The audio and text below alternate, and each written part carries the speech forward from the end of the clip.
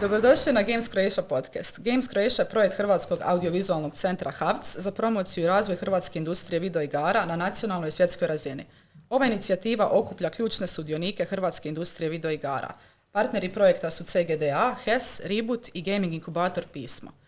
Cilj ovog podcasta je da bude platforma za domaće proizvođače videoigara i ostale aktere u hrvatskoj industriji videoigara za razgovor o relevantnim i aktualnim temama koje se tiču ove industrije. A sada predstavimo moje goste, znači Admira Lezović, art direktor u Cro timu, Sara Jurić, 3D animatorica u Gameparsu, Filip Ugrin, art direktor u svom obrtu Moxo. I da predstavim sebe, ja sam Iva Carević, 2D artist u Nanobitu. Dobro, kako ste ljudi, jeste spremni? Popili smo kavu, da spremni smo. Trebali koju rakiju prije. Odlična kava bila. Dobro, da počnemo sa nekim prvim pitanjem. Mene zanima kako ste vi došli do pozicija na kojima ste danas. Znam da imamo različite priče ovdje, pa ne znam ko hoće početi prvi. Ajde, ti si najmlađi. Aha, da, Filipe, znam da imaš jednu fora priču. Kako si ušao u game development? Kako sam ušao u game development? Ja sam ušao u game development tako da sam modirao sam igre. Nikad, mislim, ta ideja da ću biti u game developmentu nije postojala, nego imao sam igre koje sam volio igrati, mislim, ne znam što je, Pokemone sam modirao, Counter-Strike, Morrowind. Tako da sam samo otvarao te engine i slagao stvari. I koristio sam one Serious Sam engine i takve stvari. To je bilo super. Sviđa mi se kombinacija Pokemon i Counter-Strike. To je zato što to je jedno što sam mogao piratirati. Mislim, svi smo igrali Counter-Strike tada i radili smo mape gdje smo se mogli propucavati. Jednog dana smo napravio mapu svoje škole. Wow. I onda je bilo je, zato što sam išao na unutrašnju arhitekturu primjenjene umjetnosti. I da smo ovako morali smo mjeriti naše učionice i onda smo bili ajmo složiti, imamo sve ove tlocrte, ajmo složiti mapu. A Sara, ti si prešla sa filmske industrije, je li tako? Pa, na game development, ona si radila na prvom hrvatskom 3D animiranom filmu Cvrčak i Marica, čestitam. Mravica, pazi. Marica, to je više za Snoop Dogg. Svi smo gledali, vidim, Ali je Cvrčak i Mravica, projekt u vezi 3D animacije, ako izbjegamo sve fuševe, pokušaje, to sve. I to sam imala stvarno sreće, iz prvog reda što sam učila 3D animaciju uz brutalnog mentora koji se zove Siniša Matajić, pozdravljam ga ovim putem. I iskreno nikad nisam mislila da ću završiti u gaming industriji. Kako sam završila, totalno slučajno nakon tog projekta išla sam još u Dansku na usavršavanje u vezi 3D animacije, što me sufinancirao HAVC. To isto puno se zahvaljujem zato što bez tih sredstava ne znam kako bi preživjela Dansku. I onda poslije toga malo putovanja, malo sam trošila ušteđevinu i to sve. I onda sam se javila Gameparsu. Rekao, hajde idem probati i njima se jako svidio portfolio, znači jer sam baš imala svoje radove i to sve. I to je bilo prije 2,5 godine i da, evo, danas sam s njima kao gameplay animator, ali kao i mocap actor, što je meni dosta cool ekstenzija tog posla. Tako da, totalno slučajno, totalno random. Znači, ipak je bila prvo ljubav prema video igrama, pa si onda došla u filmsku industriju, pa onda u game development. Jesi mi nešto spomenula da nisi toliko puno igrala prije? Pa da, ja nisam klasična priča, kao puno sam igrala ja dolazim iz obitelji prirodnjaka gdje je doslovno lopata i brba maslina je bila aktualnija. I nikad nisam imala neke sad uvjete, prilike, ali što sam bila starija, to mi je bila zanimljiva ta dimenzija. Zapravo najviše zanimljivo mi je boss fightovi. Kad gledam te boss fightove, to mi je savršena neka koreografija između neprijatelja i samog playera. Ne znam, boss fightovi iz Wukonga, Elden Ringa, Dark Souls, Kena, Hades, Serious Sam. To sam htjela za kraj reći. Je li ikad žališ što ne radiš na farmi sad? Ponekad. Strong girl, come on. Lopatac. Makar nekad sam razmišljala kao da malo mi fali sunca i to sve, ali dobro je, gledaj. Kome ko ne radi ovdje. Da, fali sunca. Imaš ovaj rad, pa onda naučiš se mokap i to. Da, i piješ D vitamine, tako da sve okej. Okay. Ali da, eto, to mi je ta koreografija između boss fightova i playera. Nadam se u budućnosti da ću se više baviti s takvim stvarima, jer to mi je precool kako su developeri uspjeli riješiti neki problem i napraviti set animacija, tako da. To me možda najviše zainteresiralo. Yes. Dobro, Admire, mene zanima kako si ti. Ja sam biti počeo kao programer. Onda kad su se dijelile uloge, meni je ostalo da budem artist. Onda svi se uzeli kola. Svi su, ne šalim se, ali preke tak, to sam htio. I onda kreneš malo po malo i evo, to su 30 godina kasnije, dijelim savjete. Mogla se pitati, Admire, kako si ti izmislio video igre? Da, doslovno. A da, mislim, sad smo pričali, sad smo svakako pričali da u našoj industriji, barem ovdje u Hrvatskoj, ove titule koje mi imamo zapravo se protežu na dosta drugih stvari, jel tako, pošto je dosta mala industrija i Filip i Admir isto ono što ste pričali, jel tako, da mora znati sve stvari, a i ti isto sigurno, ali dobro. Mene ovoga zanima da li mislite da je obrazovanje formalno bitno da se postane artist? Ne. Znači, 21. stoljeće, hvala Bogu, imamo milion tutoriala, radionica. Da, jer mi smo sada te generacije koje otprilike nisu trebale neko formalno obrazovanje za video igre, ali recimo sada u Hrvatskoj postoji jako puno sveučilišta, edukacija, tečajeva, a imamo zasićenje artista, recimo. Mislim, ne znam što mislite o tome. Mislim, edukacija za tesarski rad i rade 3D modela, te uvijek može se naći na internetu. Ali mislim, ako želiš raditi igre o nečemu, ili ako želiš raditi filmove o nečemu, moraš imati nekakvu edukaciju. Moraš biti pismena osoba. Tako da ja nikad ne mogu reći da li potrebna edukacija, nije. Ne, nije, zato što sve ovo što mi znamo se može naučiti u godinama dana, možda 6 mjeseci, ali nemoj odbaciti edukaciju, odi na neki faks. Ne, ja se slažem da je edukacija kao način da, pogotovo za današnje mlade, mislim, da budu spremni to da moraš teško raditi. Znači da ti se moraš informirati svaki dan, učiti nešto novo. Mislim, mi danas učimo, svi mi danas učimo, svaki dan učiš. Sad, ako misliš da imaš samo talent i da ne trebaš raditi jer si ti super talentiran, onda nećeš nikad uspjeti u bilo čemu. A edukacija je, mislim, istina je da kad ti se educiraš, da se ti educiraš u našoj branši, se educiraš sa stvarima koje su zastarjele. I to je opet dobra baza, ali ako neko misle samo edukacija bitna, onda opet nećeš uspjeti. Kako tu misliš sa stvarima koje su zastarjele? Pa gledaj, ti imaš kurikulum koji je neko napisao. Taj kurikulum mora nekoliko godina proći. Znači, jednostavno nije dovoljno. Ako ti misliš da je samo to dovoljno, a ne radiš na sebi, onda nećeš uspjeti. Ne? A ako opet izbjegavaš tu edukaciju i misliš da ćeš sve samo uspjeti, opet nećeš. Znači, nekaj mora biti. Gledaj, mislim, mi smo došli kroz tim iz različitih branši, ali opet smo, čitaš knjige, egipatska umjetnost, ovakva umjetnost, educiraš se, moraš znati teoriju svjetla, moraš znati teoriju boje, radiš animacije, moraš znati zlatni rez. Sad, te se stvari ti nećeš čut. Znači, nećeš čut u svom radu. Neće ti neko u uredu reći, jesi pazio na zlatni rez? Ne, šta? Ko? Gdje? Ne radim kolač. Ne. Znači, moraš imati te informacije, to postoji i onda je na tebi da se ti zinformiraš kak tebi to može biti dobro u tvom poslu. Znači, tako da je dobro. Dobro je da imaš neku baznu edukaciju i da na tome radiš. Ne? Sad, svako se usmjerava. Neko želi biti animator, neko želi biti 3D artist, neko želi biti 2D, neko želi biti koncept artist, ali neka bazna edukacija o tom poslu koji ti radiš je po meni jako bitna. Ne? Pa da, mislim, to je generalno recimo u našim tim strukama, recimo kad imaš taj artist, u tituli, dosta je bitno da, mislim, ti ono što pokažeš u portfoliju, to ti znaš. Tako da mislim da zbog toga za neke buduće artiste, oni koji žele time baviti, možda i nije toliko bitno, to se slažem s vama. Mislim, ne treba zanemariti, naravno, ali u svakom slučaju te vještine se vide.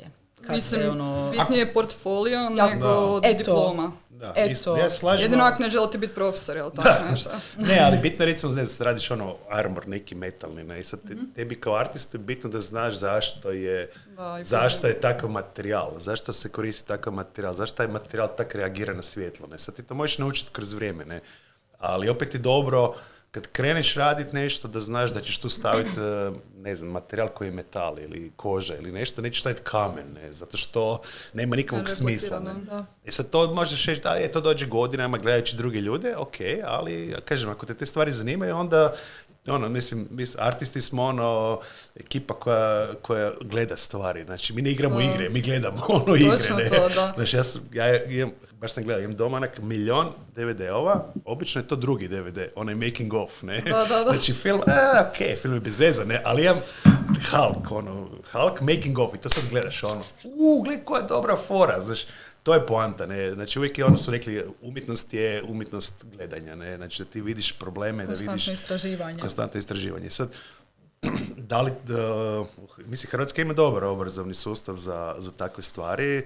Sad, da li je up to date, teško mi to procijeniti, ali mislim da ljudi ne bi trebali bježati od obrazovanja. Dobro, sad kad si rekao to umjetničko gledanje, može jedno udarno pitanje, da li su video igre umjetnost, po vašem mišljenju? Da li su filmovi umjetnost? Da li smo mi umjetnost? Ja pitam vas. Da li je svaki film umjetnost? Ajmo reći šta je umjetnost. Znači, umjetnost je ekspresija čovjeka, jel? Koja, znači, ja danas se sjećam lud i onda ću nacrtati nešto ludo i želim poslati neku poruku da ti kad to gledaš dobiš neku emociju, ne? Znači, mi radimo igre koje isto to rade, ne? Znači, umjetnici tipa Van Gogh je bio tehnički limitiran na canvas, jel? I boje koje je imao. Ne? Mi smo tehnički limitirani na engine koji koristimo, memoriju i tako dalje. Tako da, s tehničke strane, bilo koja umjetnost je tehnički limitirana, isto koji naša, a igre ti daju da se igrač osjeti neku emociju. Ovdje je teška scena, pas mu je umro, ne znam, ovdje mu je kornjača pobjegla i sad ti to na neki artistički način pokušavaš napraviti ekspresiju. Ne? Sad, po meni je sve što ja radim u svom danu je art. Ne? Kako se obučem je art, kako se obrijem, kako pijem kavu. Ne? Sve to arte. Sad, da li su igre art? Ja bih rekao da jesu, jer ti ljudi inače ne bi komentirali. Tvoja igra je ružna. Art direction je katastrofa. Ne? Tako da, ja bih rekao da jesu. Ne? Ali ima također taj element, to pitanje da li su igre art stalno se ponavlja i ne znam, igre imaju tu krizu identiteta, da žele biti shvaćene ozbiljno i da bi se shvatile ozbiljno treba imati tu titulu, mi smo art, ono što mi radimo je art, ono što mi radimo. Ja ne znam zašto je to toliko bitno. Mislim, kako se ono što gledamo mijenja ako je art ili ako nije art. Mislim, mijenja se, ali zašto je to nama bitno? Pa mislim da zna dosta ljudi, recimo, koji nose tu neku titulu umjetnika u videoigrama, pogotovo, recimo, možda za nas artiste, zna biti jako teško ako se ne povežu s projektom, ako dobiju feedback, mislim... To je problem termina, zato umjetnik znači zanatliji umjetnik, ali postoji umjetnik kao titul, znaš, kao poziv, živim bojemski umjetničkim životom. Ali umjetnost je nešto što rade umjetnici i umjetnost je nešto što je inače u galerijama, ali mi radimo produkt. Kad ti staviš nešto u dućan, kao Steam page, to je prvo produkt. Onda je drugo možda umjetnost. Ako želimo da igre budu umjetnost, onda ih izvuci iz tog konteksta, stavi ih negdje drugdje. Ako zbilja to želiš, a ne znam zašto je to nešto što bi toliko htjeti. Zašto ne bi bilo oboje? Umjetničko djelo je dobar produkt. Pa ne nužno, zašto ta institucija umjetnosti. Mislim, to je nova institucija. Umjetnost nije postojala tisućama i tisuća godina do 1800 i neke kad su napravili galerije. I onda je umjetnost postala jedan institucionalni objekt. I onda je umjetnost nešto što se nalazi u galeriji. A ne u špiljama. Da. Ali mi ne znamo da su oni smatrali da je to umjetnost. Oni su to radili, to je bilo neko dijelo i način izražavanja, ili možda je bila malo, ali nije postojalo razlika da je to umjetnost, a ova lončarija nije umjetnost, ili ove, to su slike. Slike su bili intimni dio života svih ljudi. Ali umjetnost kao taj termin, to je novi termin. Da, ja recimo imam često kada razgovaram sa, ajmo reći, pravim umjetnicima, onda oni uvijek nama, ali vi ste limitirani, i što se ja slažem, jer sve što mi radimo je funkcionalni dizajn. Znači, ja to prihvaćam kao, to uopće nije nijakvi problem. I onda ja pitam ljudi, dobro, sad ti imaš nekog umjetnika koji je slikao 5. švedsku kraljicu, ne? Znači, on je dobio zadatak da napravi slika, a nije stavio 4 ruke, 3 oka i 5 zmajeva koji lete oko nje i da ona, ne znam, lebdi na tornju nekome. Zašto to nije napravio? Zato što je to funkcionalni dizajn. On je dobio, znači, posao, njegov klijent je rekao, slikaj moju ženu, da izgleda najljepše što može, ne? I nije onda on imao, evo, radi kaj god hoćeš od nje, nego je dobio funkcionalni dizajn. Ona je prekrasna, plava žena, visoka toliko i voli sjediti u vrti. Frajer je došao i naslikao, ne. Isto tako igramo, znači napravi mi neprijatelja koji hoda na, znači težak enemy, puca sa 13 ganova, to je funkcionalni dizajn. Isto je tu funkcionalni dizajn i obadve, i on i mi imamo tehničke limitacije. Ne? Znači on ima ima taj papir, šta god, slika, mi radimo to u kompjuteru. Ne? Znači, ali onda svi sudjelujemo u tome, ne samo oni koji se pa nazivaju artistima. Tako da je, Kako to tako razgradiš, onda bi rekao ili smo svi umjetnici ili nismo. I onda ta priča uopće nema nikakve... Upravo to je ono što, mislim, umjetnost je nešto što kažeš, ovo je umjetnost kad pokazuješ prstom u to i kažeš to je umjetnost. Ali ja ne mislim da je nešto s čim se trebali... možda se umjetnost desi kada to radiš, ali ne mislim da je nešto čem trebaš direktno razmišljati kad radiš. Ali dobro, to što si rekao, to je vjerovatno reakcija na to što su se igre shvaćale neozbiljno dosta, ali tako? Ja mislim da imaju krizu, ali kako bi se igrao moraš biti malo neozbiljan. Znaš, ide unasuprot tome. Umjetnost institucionalno se želi smatrati, ovo je sad ozbiljno, znaš, prezentira se, vi imate sad ozbiljan trenutak gledajući pravu umjetnost. Ali igre uvijek će se boriti ići protiv toga, zašto jedna kvaliteta tog medija jest zaigranost, je neshvaćanje sebe ozbiljno. I ja mislim da tu se nalazi umjetnost igara, jest da se moraš biti zaigran, moraš doći pri tome sa neozbiljnim shvaćanjem sebe. I granice su se pomiču poprilično, zato što možeš napraviti bilo što funkcionira, jel? Da. Mislim, to je isprepletena umjetnost. Da. Mislim, realno kao, ok, postoji ti kao artist, mislim, ne znam kako ovo radimo, ali kao artist i titula, ali... To je dobro. Okay. Ali cijelo vrijeme svi to radimo, da kažemo, artist uvijek napravimo ovo. Zato što imaš krizu, zato što da li sam ja umjetnik. Da li sam ja zbilja umjetnik ako radimo ovo. Ali ne znam, po meni i programeri isto na neki način imaju doticaje s umjetnosti, sa te matematičke strane, čak i QA i testeri, to je totalno drugačiji set razmišljanja, što je isto mi jedan bez drugoga ne možemo. Znači, solo jako teško da preživiš i to je jednostavno neka isprepletena umjetnost. To je to. To je dijelo koje ne može postojati bez različitih aspekata, tih struka i kad se sve spoje, onda tek to nastaje. Da. Ali to je ko filmska industrija u kojoj si ti radila. Pa realno, da. A mislim, mi još uvijek imamo taj, i u Hrvatskoj pogotovo, to neku dogmu, kao super ste vi, ali vi niste filmska i TV umjetnost, i onda hvala Bogu, mislim, kad usporediš koliki impakt imaju hrvatske videoigre u svjetskim nekim okvirima, vas naš film ili što je jako žao, mislim, jako te žao, i mi bi htjeli da to uspije, ali nas malo i gura dole, a u biti mi smo tu lideri nekih novih tehnologija i nekih novih umjetničkih izričaja. Da. Mene sad zanima koliko igrač uopće vrednuje game art. Koliko zapravo je vizualni stil bitan. Hoćeš ti si najvizualniji. Pa da, možda nije loše da Filip kaže s obzirom da si ti imao zanimljivo predavanje baš na tu temu. Pitaš me šta neko drugi misli, koliko oni vrednuju? Pa što misliš koliko je recimo igračima bitno za game art? Koliko im je bitno? Ne mogu odgovoriti na pitanje koliko je nekome nešto bitno. Meni je bitno. Okay. I zato ja stavljam velik fokus na to, zato što ja učinim svoj game design. Ja sam vizualni umjetnik i dolazim iz ilustracije i dolazim i razmišljam na taj način, tako da sve igre koje ja počnem raditi, počnem od toga kako izgleda. Zato što prvo počnem želim vidjeti igru koja izgleda ovako i onda radim sve ostalo. Što nije pametno, pametnije početi iz game dizajna i ući u vizuale kasnije, ali zato što želim vidjeti šta se desi ako je ilustracija prva. I onda radim takve stvari. A da li igračima, pa mislim da je cijeli svijet ima nekakvu čudnu atmosferu sada i ja mislim da je općenito pismenost pada, likovna pismenost pogotovo, i ljudi možda svejedno im je kako stvari izgleda. Mislim, uvijek postoji grupa ljudi koji onako, slika, kakva je slika i to sve. No malo mi je zastrašujuće kako igre izgledaju. Misliš kako se prepuštaju trendovima nekim? Kako se prepuštaju estetikama. Da, mislim, malo igre izgledaju sve isto meni. Pa to je ono što sam ti htjela reći. Mislim, ja mislim da ti tu poliš od neke točke, budući da ti radiš u svom obrtu, radiš na svojim projektima, da ti poliš od te točke kako ti želiš da to izgleda. Dok zanima u kompanijama se više gleda kako će useri reagirati. Zato što mjere pokušavamo izmjeriti ukus.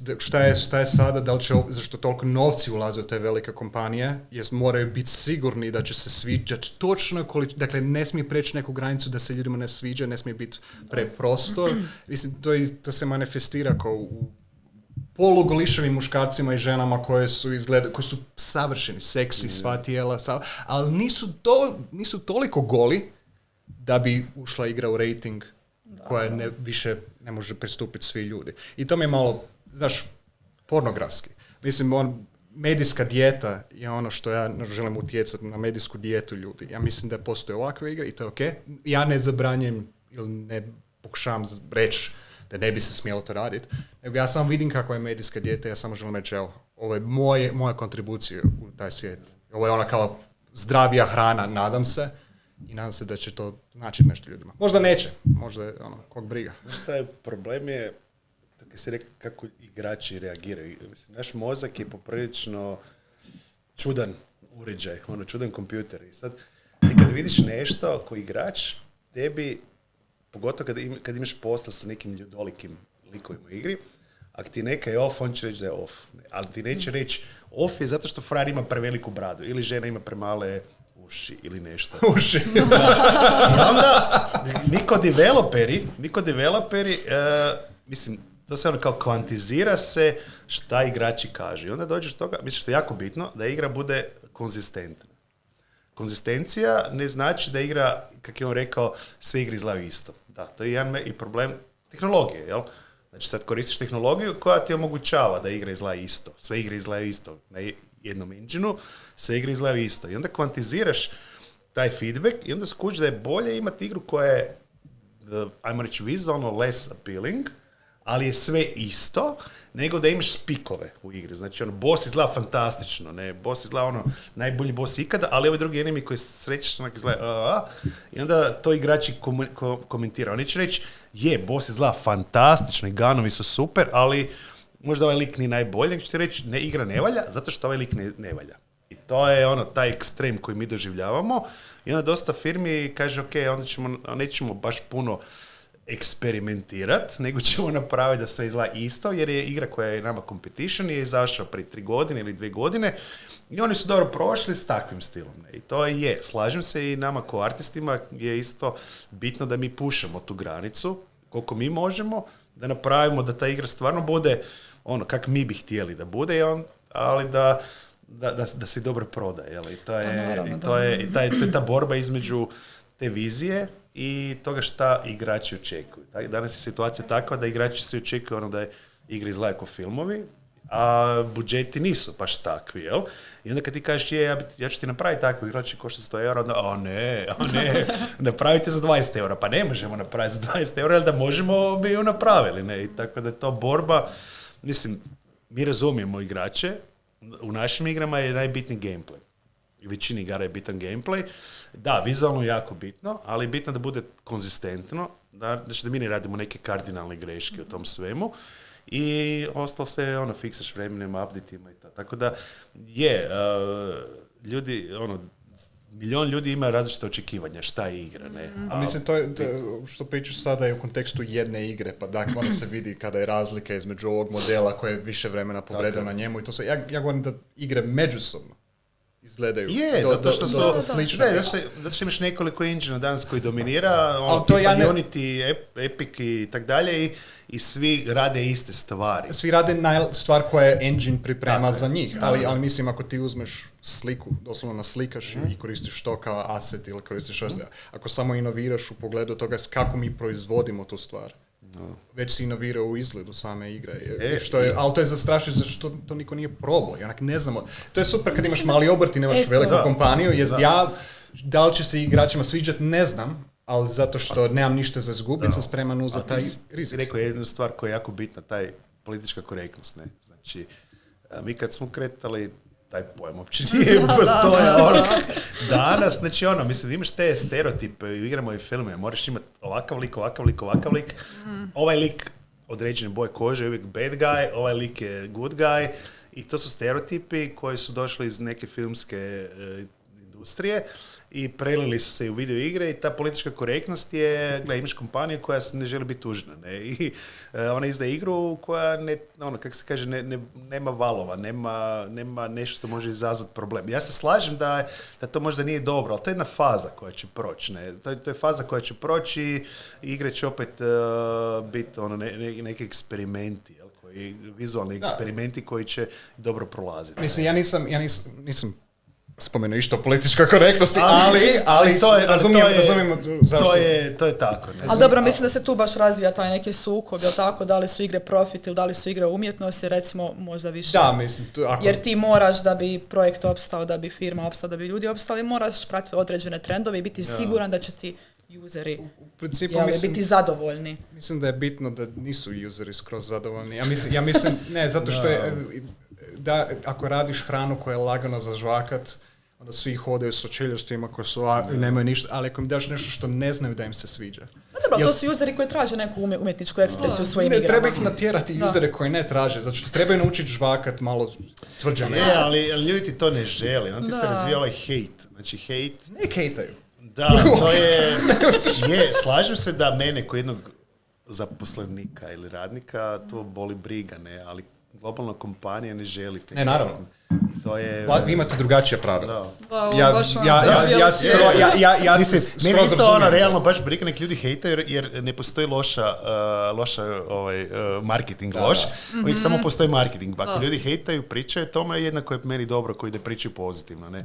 Jer nikad nećeš nikog zadovoljiti. Uvijek će biti neko ko će, zašto sad ta boja, zašto je ta lik crveni, onda neko ti modira igru, onda evo sad će biti to plavo jer ja smatram da ste loše odabrali i da je trebalo biti plavo. I okej. I onda ljudi, ali negdje, mislim, community mora biti isto i s druge strane, znači naši korisnici moraju biti nekak normalni, jel? Mislim, ja ne kažem da nisu, ali moraju shvatiti da ne možeš sve zadovoljiti. Znači, a mi nismo neki proizvođač pića, pa ćemo izdat 17 vrsta istog pića koji će zadovoljiti sve, jel? Mislim, kupac nije uvijek u pravu, ali se igra radi za kupca. Ne, on ima pravo reći na neki normalan način šta se njemu ne sviđa. I onda mi možemo probati komunicirati da je to baš nas briga, ili je to naš expression, ili je reći slažemo se, ako smo pogrešili i to ćemo popraviti, ali evo. Ali tako i rastemo isto, svaki feedback, po meni dobar, loš feedback, dobar je feedback. Samo mislim, ako ne znaš prihvatiti feedback, onda se moraš malo pitati. Ali bitan je feedback je poprilično bitna stvar da se zna iskomunicirati. Točno to. A da, mislim, to je recimo kod artista u industriji dosta je teško prihvatiti nekad feedback, a nešto smatra svojim dijelom, je li tako? Kad si neku svoju ekspresiju stavio. Ja obožavam feedbacke, bili dobri ili loši, fakat. Ok. Ali recimo kada razvijaš svoj stil u igri, ne znam, možda nam ti možeš reći nešto više o tome, Filipe? Jesi ikad dobio Ne, I just don't care. Ne, pa mislim, opet to je, ono što sam rekao, moja polaznična točka je kako stvari izgledaju. I ja uvijek, ja volim jako researchat sliku. I kako se rade stvari, i kako moji kolege rade stvari, i kako su moji mrtvi kolege rade stvari. I ja sam počeo iz toga da sam prvo eksperimentirao sa nekakvom stop motion alatima koje sam radio i ne stvari koje izgledaju kao plastelin. Čisto samo da vidim kako će se, da li mogu to napraviti sa alatima koje imam. Koristio sam VR i napravio sam nešto gdje mogu slati modele iz VR-a u Blender i onda pokretati te figure kako bi to radio, kako smo radili na stop motion animaciji na faksu. Neki, nismo svi radili. I to mi je bilo onako interesantno, čisto da vidim mogli nešto vizualno napraviti. I iz toga je izašlo puno stvari koje sam otkrio. Ovdje mogu raditi loopove u animaciji, nešto što u stop motionu je, pravom stop motionu vrlo teško, ali mislim može se, ali treba jako puno editinga. Ok, što je zanimljivo oko toga što sam napravio? Pa zanimljivo vidjeti kako narastu te animacije u te pozicije. Ok, šta ako ja mogu pokrenuti te i onda jednom tražim igru negdje gdje mi je već zanimljivo igrati se. Da. Zato što meni je cijeli akt kreativnosti je sličan akt igranja, možeš biti zaigran, možeš raspustiti zidove nekakve. Istraživanje. I istražiti to polje i samo vidjeti, ok, ovo je osjećaj igranja koje ja sad imam, to moram zamotat i dat nekome. I onda su mehanike izrasle iz toga da sam istraživao sebe dok radim te stvari. Tako da ja tražim igre na drugom mjestu, samo što slučajno su to slike. Tako da meni se u isto vrijeme se razvija i slika i igra. Ja mislim da je to super zato što napraviš, mislim budemo vidjeli da li je super, još trebam izbaciti to. Je zato što na kraju dana slika i igra imaju harmoničnost, jedna stvar podržava drugu. Ako ja maknem ovu sliku koju imam, ova igra prestane postojati, ova mehanika prestane postojati. Ako ja maknem ovu mehaniku, ova slika prestane postojati. One su zajedno vezane. I zato to je pristup koji bi volio istraživati i sa sljedećim igrama koje radim.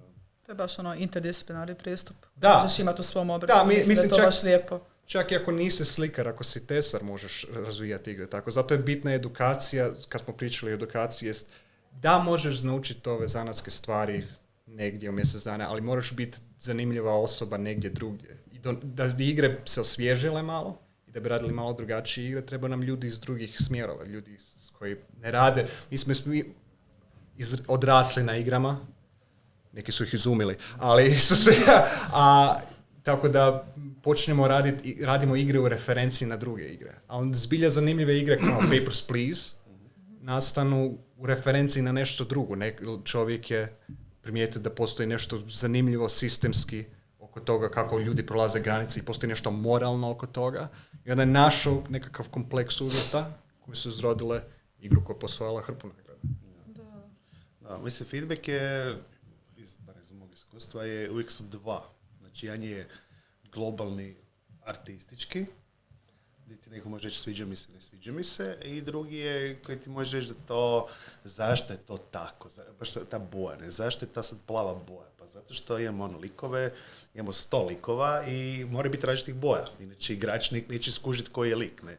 I sad ako to ideš objašnjavati, onda možeš cijelu igru objasniti zašto je to tako, ne. Znači, neko može reći da mu je tehnička kvaliteta loša, neko može reći da mu je boje, mu se ne sviđa, ali iza svakog tog feedbacka osoba koja daje feedback mora biti spremna poslušati moju tiradu, zašto je to tako, ili mora biti na neki način obrazovan dovoljno da bi mogao komentirati. Ja ne kažem da su misle neke svete krave kojima se ne smije niko prigovoriti, ali ja mogu reći ne sviđa mi se ova igra i to je to. Znači, ali neću nikome dijeliti neke lekcije zato što znam koliko posla ima i odluka teških, laganih teških odluka koji si ti morao napraviti da bi se to vidjelo svjetlo dana. I sad, mi smo u toj poziciji da mi to možemo komentirati.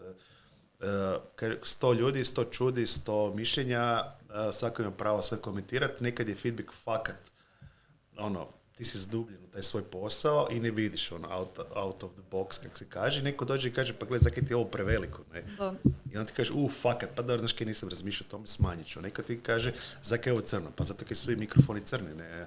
Ali zašto nije ljubičast? Pa zato što nije. I zato što je, pokušaš napraviti realan mikrofon, obično crne. I sad to možemo se raspraviti da li to dobro ili nije, ali to je odluka. To je odluka koja možda funkcionira, možda ne. Tako... To se nama događalo na filmu. Znači, joj ne znam koja je bila sekundaža tjedno, ali na primjer radiš na jednom kadru koji je dugačak 13 sekundi i radiš ga, rudariš. Dođe petak, pitaš frenda, to je kolegu, ajde molim te pogledaj ovo jer moje oči su umorne. Znači ja više ne vidim. Znači ništa ti vidiš ono što ni ne vidiš. Točno to. Ili pokažem nekoj osobi koja nema pojma 3D animaciju, ali ta osoba osjeti da li je nešto krivo ili dobro u tom kadru. Ona ne zna točno što, kao s tehničke strane, ali osjeti to. I to mi je uvijek bilo zanimljivo, tako da definitivno kad si previše u dubljem, fakat je dobro pozvati drugu osobu, daj me malo osvježi. Ali to je isto i kad se odmakneš, ali tako? Od mene se barem to zna desiti. Kad se vratim s pauze, ja ovo nisam se. Često zna dogoditi koja je budala ovo. Isto. Ja mislim da će se... Ja ću završiti cijelu igru i bit će onako... Ko je napravio ovo? Ali Sara, mene ovoga zanima baš ta razlika između filmske umjetnosti i umjetnosti u videoigrama. Da li možda ovo ima neke nove izazove, da li ste možda zanimljivi, da li ste tamo neki drugi izazovi koji ste bili zanimljivi? Pa evo, s tehničke strane najveća razlika je što u filmu imate jednu kameru, a u ovoj igri na kojoj sad radim je 360, znači stupnjeva. To mi je bio onak prvi put onak malo... Moraš animirati sve. Da. Svugdje izgleda dobro, ne može ti pobjeći ništa. Zato što Kao u ove filmu... ruke se ne vide, pa ih neće. Točno to. Zato što u filmovima nekad zgužvate i manipulirate taj 3D model, rig, ovo, ono, makar se uvijek treba paziti radi rendera, svjetla, ovo, ono, ali može se više kartuni taj feeling. A u igrama baš je ono bilo, ok, mora to iz svih kuteva, ali dobro, to sam lako riješila, ali mi je isto bilo zanimljivo u igri, to je za video igre, baš se sjećam ko kirurg neki. Moram secirat puno toga, odnosno, znači, tu animaciju želim, ali to nije samo jedna animacija, ta animacija se sastoji, ne znam, od starta, lupa, enda i tako dalje. I onda ono, taj totalno drugačiji kut razmišljanja, pripreme unaprijed, kako si uštediti vrijeme, živce, novce, ono, i za programere i šefove i to sve, da imaš što manje posljedica za kasnije. Tako da to razmišljanje i tipa ja sam sad među glavnima mocap aktorima, baš ono, za snimanje i to sve, tipa to mi je totalno druga sfera bila i pre-cool je, ali opet nije bila toliko različita, ajmo reći, od filmske industrije, jer mi smo tam bili glumci isto. Mi kao animatori, to što si ti rekao, ono, vizualci, artisti, cijelo vrijeme gledaš, proučavaš, kolekcionar si. Tako da onak, postoji velika razlika, ali opet ona animacija, možda onak drugačiji software. Da, čekaj, mislim i možda je tehnički za igre. Definitivno. Makar isto ono, tipa u filmovima, znaš, ono, ti se možeš naučiti kako kako brže napraviti walk cycle, ili na primjer imaš više likova, koristi Studio Library, kako u Motion Builderu, onaj Pose Library. Znaš, ono, tu su sličnosti. Ali imaš samo jedan rig za cijelu igru, za razliku od filma gdje možeš imati za Točno svaki kadar znači sad si me podsjetio, to mi je bila ogromna razlika. Znači u filmu samo lice, imala sam ne znam koliko kontrola, znači doslovno sam kapak mogla animirati. Dođem u Gamepires, kao animiram jednog lika, lice nema rig, kaj se dešava, kao di su kontrole, Da li se svjetla, da. Malo. Manje došlo još 1000 drugih stvari. Da imaš 1000 likova za ne. Barem nemaju kapke. Da. Ali je, evo samo teksturu koju zamijeniš i samo ovak. To su super, imaju oni anime oči. Da, PNG file. Trebamo se vratiti na low poly igre, to sad svi rade zato što ne moram to neko se podiže se koliko koštaju igre i to sve, ali ako se imaš te low poly modeli i teksturu koja izgleda kao da je onak fotografirana, onak, ok, gotovo. Riješili smo kako izgleda lik. Da vas pitam zanima me koliko je bitno opredijeliti se za neku niš titulu u game devu. Kao, je li to nešto što dođe samo od sebe, je li to nešto što bi budući artisti trebali od početka možda ganjati? Govori znači o titulama tipa concept artist, technical artist, environment artist, level artist, lighting artist, znači 100 tih titula koje uključuju riječ artist. Znači, zanima me samo za buduće artiste, da li je jako bitno da se opredijele za neku titulu odmah ili... Pa ja mislim da svi artisti, apsolutno svi koji žele raditi u game devu moraju sve napraviti i jedan put proći. Znači, ja ako radim čudovište koje će doći njoj na animaciju, to čudovište mora biti topologijom, znači to je tehnička stvar, ono se mora moći animirati. Jel? Znači nema ga sad, evo, to ti je model, pa ti se sad snalazi. Ne? Znači, weight mapper i... Da, ako si koncept artist, moraš znati da kad neko napravi taj 3D model neće biti identičan tom koncept artu nikada. Zato što 2D izgleda super, ti staviš u 3D, onda si kaže kaj je ovo, ne? A onda dođeš na teksture, pa opet imaš neko ko teksturira ili ti teksturiraš, to će se opet moći razlikovati se. Znači, po meni, svi koji žele uopće raditi u game devu moraju proći sve. Znači, to ne mora biti vrhunska kvaliteta, ali čovjek koji radi drveće za igru, znači environment artist, mora znati da ne može staviti 25 milijuna trokota na drvo, jer to ne ide, to ne funkcionira. Sad, to neko znanje je i na tebi, i na timu, i na tvojim kolegama da ti ga možda usade ili da sam eksperimentiraš. Ali neću samo, ja samo crtam obrve na likovima i baš me briga, to baš nije neka ideja. Po meni moraš sve moći proći i onda kad sve prođeš, onda ćeš vidjeti di si ti možda, di ti najviše zanima, di si najbolje. Ja bih htio biti, ne znam, nešto, ali sam bolji ovdje, ne? Ili bih htio ovo, pa ću raditi na sebi da budem ovdje još bolji. Ne? Svako od nas ima neku nišu di najbolji i kojim stvari idu bolje, ali moraš sve moći proći. Po meni to jedino koji bi, kad mi neko pitao koji bi dao savjet artistima, sve prođite, sve prođite i onda ćeš vidjeti di si ti ali ne samo art, jel tako, nego i generalno procese u stvaranju videa. Da. Jer mislim da je to dosta bitno, ja obično to kažem ljudima koji se žele zaposliti kao artisti, da barem probaju dok ne nađu prvi job volontirati nakratko negdje, samo da vide kako funkcionira game development, jer dosta ljudi želi raditi u game developmentu, a ne zna kako to funkcionira. I to je okej. Nitko ne zna na početku, moramo naučiti to. Da, ali mislim i diplomski radovi su tipa za takve stvari dobri. Naprimjer, znači, preddiplomski, znači ja sam završila medijski dizajn u Koprivnici i onda sam upala na Likovnu akademiju za animirani film. I diplomski je bio, znači, kratkometražni animirani film.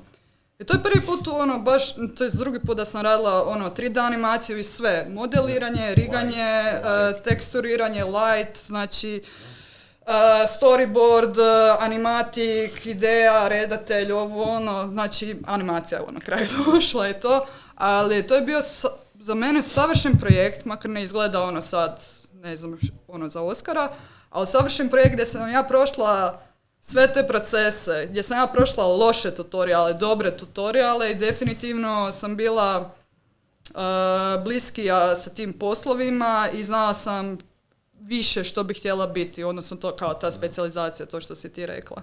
Tako da diplomski isto je dobra prilika da ti to istražiš na neki način. Da.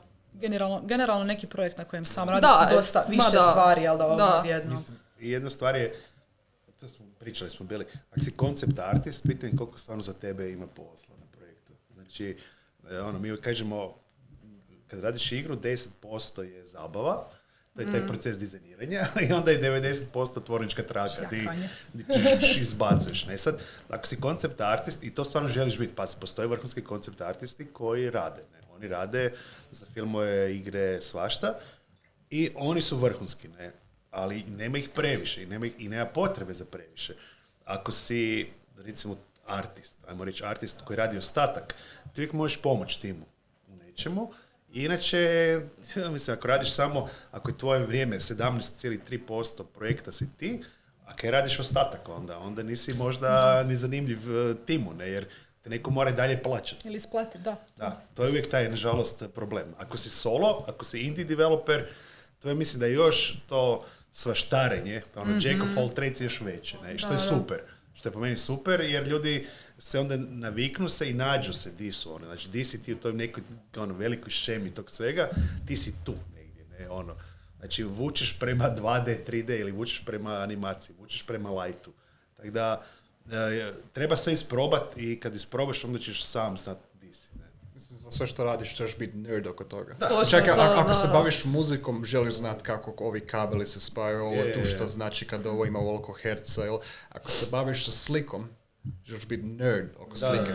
Zašto izgleda ovako? Zašto igre se ponašaju ovako? Tako da je teško je reći. Mislim, to je stari akademski način edukacije. Ti ne dođeš tamo, ja ću sad tu crtati. Ne, ti ćeš naučiti kiparit, slikat, crtat, sve. Nema tu ja ću se baviti s ovim. Ne, kako ti završiš ovaj fakultet, ti bolje da znaš sve. Zato što ti si nerd oko ovog i nema ja bih volio biti ovo. Ne, mi tražimo nerdove. Pogotovo game development i tražimo ne samo ljude koji znaju vizualno raditi stvari, nego jel znaš malo iskodirati nešto, jel znaš nešto složiti ovako i onako. To je, zato za game developere, game jam. Uvijek game jam. Mi smo stalno išli na game jamove i bilo nas je 2, 1, 3, 5. I onda kad nas je 5 se zna se rasporediti, ali svako ljudima koje ja volim raditi, svako od njih zna raditi vizualne efekte, zna kodirati, zna modelirati, nisu sve najbolji u tome. Ali ako stavim na samo u sobi, znam da sljedeći put kad otvorim vrata imat će prototip. To nešto će napraviti. Ti si na podcast, oni rade. Što je, hej, otvoriti i obrt. Recimo, jako je bitno, nekad davno, nedavno se isto ima jedan takav neki panel, gdje programeri su možda drugačije životinje, ali artisti misle da ako znaš Blender, Photoshop, ti si kao, to je cijeli svijet je tvoj, biti, onda dođu Jira taskovi, submitanje, hoćeš GitHub, Perforce, renamanje fajlova, recimo, što se nevjerojatno, ali to se svaki dan događa, renamanje fajlova, ne? To su alati koji ti moraš znati. Znači, ti nećeš reći, ja znam ta 3 alata, ja sam sad bog i batina. Ne, ajmo, prijavljivanje bugova, kliranje taskova. Znači, to su stvari koje ti moraš znati. To ne može niko reći, ja to ne radim, ja to neću, ja sam artist. Ne, ti radiš sve to, zato što je to tvoj opis posla. Ne? I što se prije to prihvatiš, da je to normalno, niko to nije nikako bičevanje, niko te ne tjera. Znači, ti moraš znati komunicirati. Da sad radimo mi u timu, daj mi to sad napravi sad, ja idem na kavu, ti mi to napravi, ne, molim te, tu ti task, pa kad ti stigneš, kad ti je visoko, nisko, ćeš ga napraviti. To je... Postoji još direktno... Sorry, Filipe, samo brzo moramo završiti, tako da je voljela samo još jednu temu. Yes. Tek smo krenuli. Sad ćemo početi pričati o djetinjstvu. Ne, voljela bi samo još jednu dosta aktualnu temu u Game Artu preći. Mislim da je jako bitno da komentiramo a to je AI. Čuveni AI. Zanima me da li smo pesimistični, optimistični, realni. Nismo pesimistični. Ok, zanimljivo. Da. Mogu ja? Da. Znači, ja se sjećam početaka. To. Znači, kad smo počeli... Vatra je bila i tada je neko donio prvi tablet. Ne, šalim se. Znači, kad se pojavio tableti, onda je kao bilo, to će uništiti kako se kaže, one stare majstore koji su znali crtati na papiru i tak dalje. Ništa nije dogodilo i dalje isto. Onda se pojavio bolji 3D programi za modeliranje animacije i opet se ništa nije dogodilo. Ne?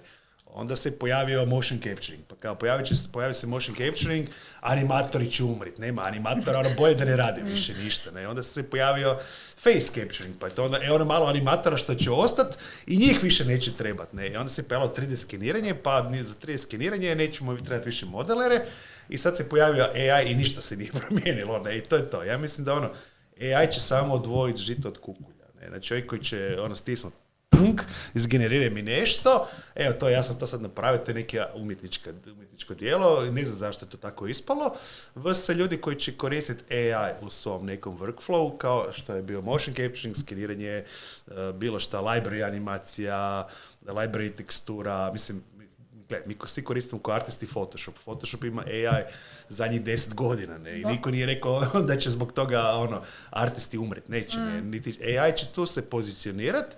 Nadamo se da ide u smjeru da nam bude pri pomoći, a ne da te pokušava zamijeniti. Ideja da te on pokušava zamijeniti je totalno kriva. Neće te nikad zamijeniti. Ne. Jedan naš poznati pisac je rekao da je naš mozak specifičan kompjuter koji može donijeti zaključak bez puno informacija. Znači ti nemaš puno informacija i možeš dobiti neki zaključak. AI ne može. On mora imati hrpu. Ali to je točno što AI radi. Donosi zaključke i vrlo je siguran od toga. Ovo je točan odgovor i kaže to vrlo sigurno. I onda kad ga pitaš da li si ozbilje istražio. Zapravo nisam.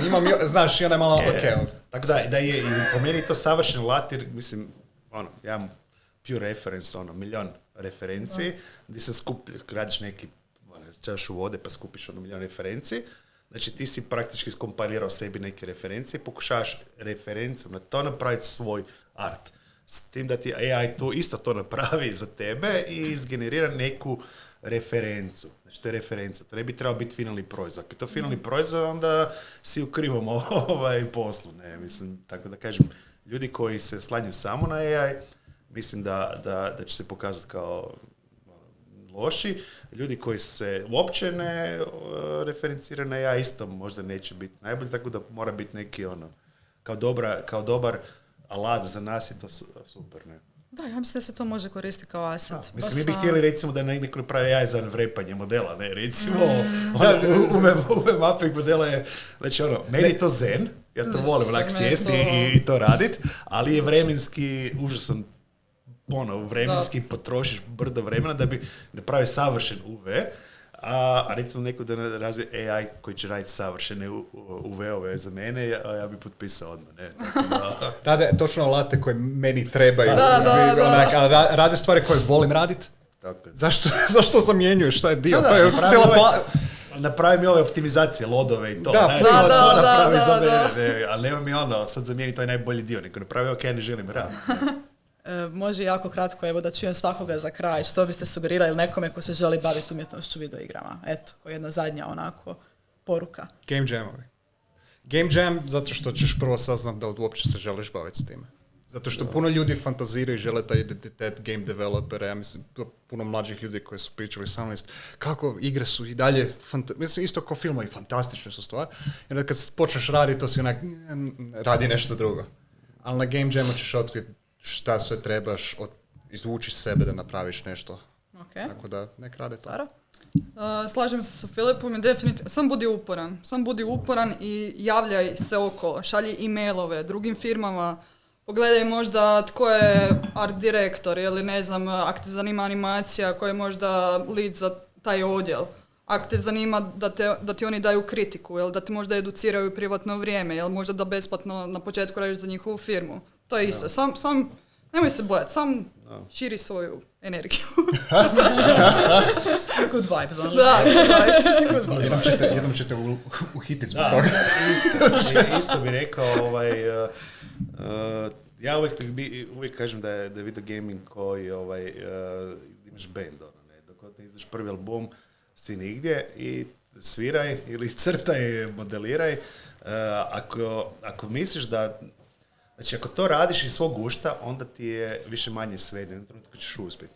Ako to radiš zato da bi to bio tvoj posao, onda bolje nemoj ni počinjati. Ono jednostavno, znači to nije nemoj se educirati da bi to bio posao. Znači ako ti to ne voliš, to nemoj ni raditi. Ako to voliš, naravno moraš imati neki talent, jel? To je kao neki preduvjet. Ako imaš talent i voliš to raditi, radi. U današnje vrijeme interneta, znači možeš raditi za studio s Aljaske, nikog, mislim, ne moraš ti fizički biti tamo da bi radio. Znači, toliko ti internet omogućava da budeš uspješan, tutoriali, ljudi koji ti daju kritike, ArtStation i sve. Znači možeš biti uspješan artist bez svog studija, jel? Znači možeš raditi za nekog drugog, ali preduvjeti po meni, znači talent i težak rad i da to voliš raditi. Mi, kažem, kod nas niko ne radi ko to ne voli raditi. Znači nema takvih ljudi. Mi takvi ljudi ne želimo jer jednostavno... Znači strasti, znati želiti. Da. To je dobro. To je najbitnije. Dobro, ja bih se zahvalila vama što ste sudjelovali. Hvala tebi. Do sljedećeg puta. Do sljedećeg puta. I sada, hvala svima što ste gledali i slušali ovu epizodu Games Croatia podcasta. Zapratite naše društvene mreže za najnovije epizode i obavijesti o Game Croatia projektu. Za više informacija o samom projektu idite na našu stranicu www.gamescroatia.com. Do sljedećeg susreta.